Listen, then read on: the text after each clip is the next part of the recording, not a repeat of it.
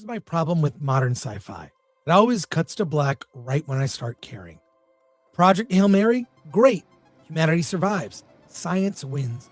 And then we're done. No, I want to stay in that universe. Drop me in a random star system. Low fuel, no plan. Let me figure it out. That's why Foundation Galactic Frontiers is interesting. Yes, that Foundation. Isaac Asimov. The guy who basically wrote the playbook Hollywood keeps borrowing. You're not the hero. No chosen one nonsense. You're a traitor. You explore, make deals, pick fights you probably shouldn't, and live with it. Meanwhile, you're running your ship, building it piece by piece, managing crew, resources, basically trying not to suffocate in deep space. Always a plus. And when things go south, they really go south. Ship combat, ground combat, because space wasn't dangerous enough already. What I like is the scale. You feel small. The universe feels huge, and no one's coming to save you. That's sci-fi. Check the link in the description or scan the QR code to download it. Mobile, PC, your choice. You'll get a free hero and battleship to start and use my code for extra resources. Because trust me, you're going to need the help. Movies end. This is where the story keeps going. Let's talk winners and losers. And I'll just say, from where I sit, there were a lot of surprises. I think Street Fighter was a big surprise. That Wild Horses movie, surprising. Whale Fall. I think Disney at the end came out a winner because they just showed the numbers. You know, it's a numbers game, and there are going to be some bombs in there for sure. That Hexed Witch movie is going to bomb, among others. It may not. You know, I think Doomsday, it's sort of like they paid for it to be a hit. Kind of like when I kind of see like Disney is like this company where they spend so much money. They're like the LA Dodgers. You spend that much money to make things and to, pay for talent. You're probably going to win more often than you lose. The other thing is, I think Paramount, while we saw some very promising things like Scary Movie, like Top Gun 3 being announced, they're about the future. They're doing a reset. They announced a Star Trek movie.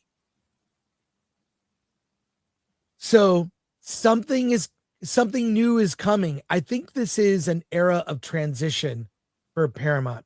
Warner Brothers looking great, being the studio that has at least more originals. In spite of that, they have Dune Part 3, which looks, based on the budget, what they spent, under $200 million. That movie will be a hit, especially the way they're rolling out ticket sales. So those are my general winners. Alan, what else? And I'm sure you'll remind me of one. Yeah. To me, the big winner, look, I mean, if the winner means who's going to make the most money, probably Disney. But in terms of the movies I want to see, the big winner for me is Amazon MGM. They've got Michael B. Jordan's Thomas Crown Affair. I'm very interested in that.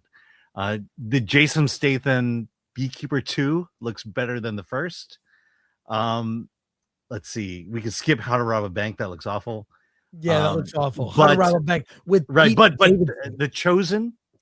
How can you not love The Chosen? But the big two were Spaceballs and I Love Rocky. Oh, Spaceballs and the I Love Rocky movie, again, winners. I mean, every studio is going to have, your hits and your bombs. I would say that Disney's probably positioned to have the most hits because they have many more verticals in terms of your Star Wars, your Marvel, your Pixar, your Walt Disney, etc. But yeah, that I Love Rocky movie looks amazing. Amazing. And Spaceballs, what they showed us, there is a teaser online, but what they showed us looks like it's a mild skewering, polite of there are some clear jabs at Force Awakens. Yeah. And it looks like they're setting up doing jokes about race swapping or DEI in. Well, no, that's Scary Movie. Oh, the for new Scary sure. Movie. Yeah. Scary Movie is the other comedy going over to Paramount that I'm looking forward to. That one looks like it's just they're primed to take on everybody.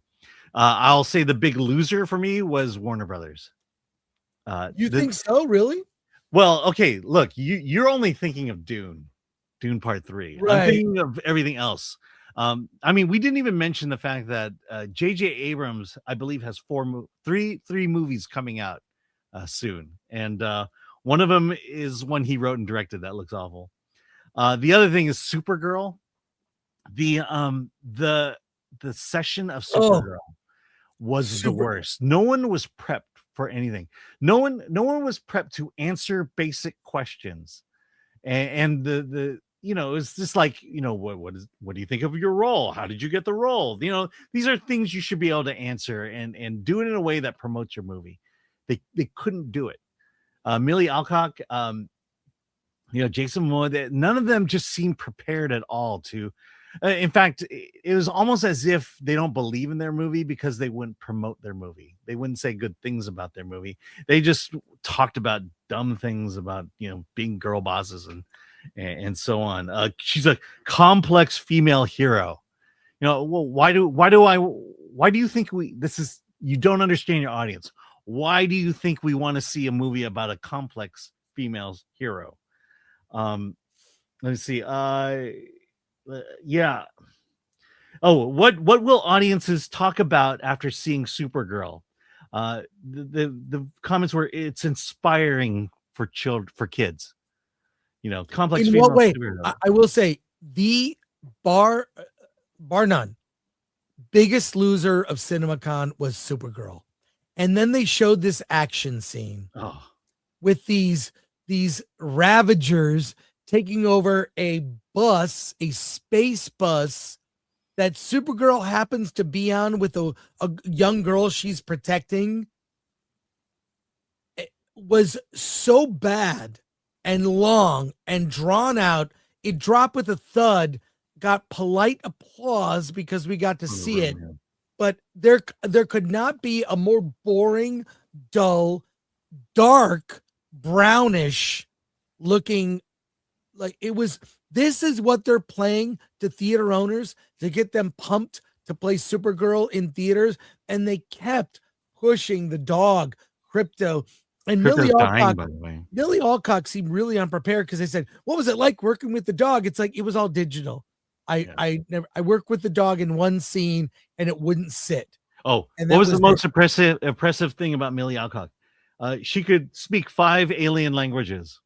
Yeah, that's what she could speak 5 alien and director Craig Gillespie was so impressed. She did this emotional scene all in Kryptonian. Like there is, I mean, if you wanted to, unconvince me to see it, show that scene to people, release that scene. It was bad. It's gonna be it'll have one big weekend and that's it. When I say big, it's gonna underperform big. Yeah, I mean, for you to say these things about your movie tells you that there's not a lot of substance in that movie, because it's more than complex female superhero, and it's more than she speaks 5 alien dialects. You would think there'd be something about the story that they could talk about. You could look. It's one thing to say it'll be inspiring for kids, but you got to back it up. You can't just say it's inspiring for kids. But then they did like a sort of montage of other things coming in 2027. And James Gunn was with David Corenswet and Nicholas Hoult saying, we're working on Man of Tomorrow, Superman 2. And I wish I was there at CinemaCon, but I'm making the movie now, which I guess just started shooting. So I just don't care. I'm checked out of whatever James Gunn is doing with DC. I don't like it. And then they did show a tease for Clayface, which just looks like a horror movie. Yeah. It looks like a horror film. And it reminded me of the Joker because he's in some weird relationship with a girl. He becomes disfigured and now he's Clayface. and it looked really. It's coming out in October. By the way, It speaking of wasn't. David Corn, speaking of Yes. David Cornsweet, one of the best movies we're looking forward to came out of Paramount, and David Cornsweet plays John Tuggle in Mr. Irrelevant. Phil Simms Oh, came out. Phil Simms came out, talked about how if you are the last person drafted in the NFL draft, you're dubbed Mr. Irrelevant, and not a single Mr. Irrelevant has ever made the majors, the pro squad, except for John Tuggle, and it's that story. He plays David Cornsweet plays John Tuggle. I didn't know who John Tuggle was. yeah, I never heard But of what him. we saw was downright inspiring. This is a sports movie, like no other sports movie. And I even got choked up watching the trailer they showed. It looks David, and what made me sad about watching it is thinking to myself, wow, David Cornsweet is a really good actor. What's he doing in Superman? Like, because we've seen that footage of James. I'm surprised they even put that out there. James Gunn in a disagreement with David Cornsweet about how to approach this final scene. David Cornsweet didn't think Superman would be like over the top angry about his humanity. And I agree with David Cornsweet. And James Gunn didn't trust his actor. And apparently, if you go and watch David Cornsweet's audition, he's a much more reserved, confident Superman. Mm-hmm. And Gunn kind of dressed him down. I don't know. I'm really, God, Cornsweet's a good actor. And this, I love a good sports movie.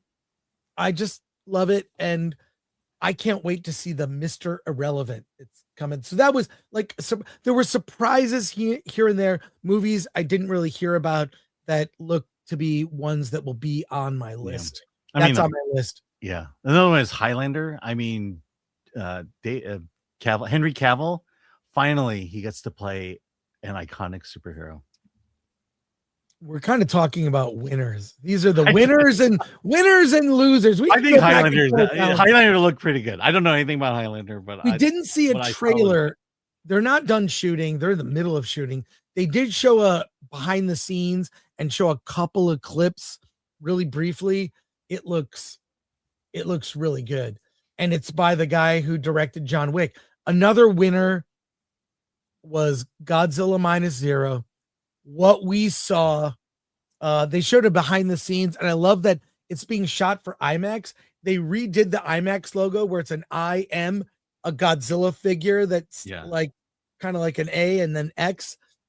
I want that. I want a t-shirt of that Godzilla IMAX logo. Yeah. By the way, speaking of Godzilla minus zero, you are excited from the director of Godzilla -1 and -0. You are excited for a movie that is produced by J.J. Abrams. Well, it's directed by the director of Godzilla -0. It's called Grand Gear. And it's put out by Bad Robot. And it's coming out in February 2028. And we saw like a 20 or 30-second snippet. It is a kaiju movie with giant monsters and robots that make Pacific Rim look like a kid's cartoon. Yeah, it looked like Shogun Warriors. Shogun Warriors with the epic scale. You know what it is with that is it's the way they shoot. You know, when they shot the old Godzilla movies, you'd have a 5-foot guy, 5'5" guy in a costume, shot with a camera that was at the level of Godzilla. But what the director of Godzilla -0 understands, that's not how you would see a giant creature. You would see it from human level looking up or from a building. And that's what he showed is it was not just that he made Godzilla look real, but it was the way Godzilla was shot from what angle, from a low angle, just to capture the true terror of a creature that large. Yeah, phenomenal. So there were winners, losers, and for one, the one thing that I felt, I think it because last point for me, and if you have anything else you want to add, Ellen, please do. they know their audience at CinemaCon. So last year we saw one of the movies you and I were both excited about was a film by Maggie Gyllenhaal called The Bride.